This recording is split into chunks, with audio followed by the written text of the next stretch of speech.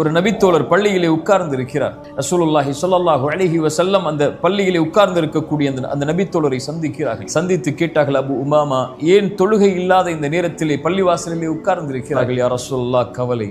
யா ரசூலல்லாஹ், கடன் மிகைத்திருக்கிறது என்னை. அபு உமாமா, இந்த வார்த்தையை எல்லா தொழுகைக்கு பிறகும் சொல், எல்லா நேரங்களிலும் சொல்.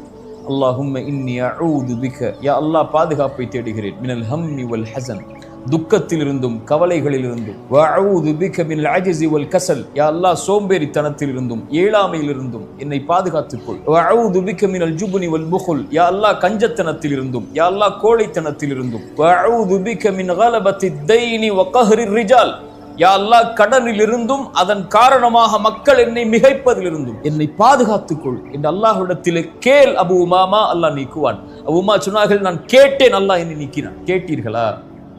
அழைத்தீர்களா? அல்லாஹ்விடத்தில் முறையிட்டீர்களா?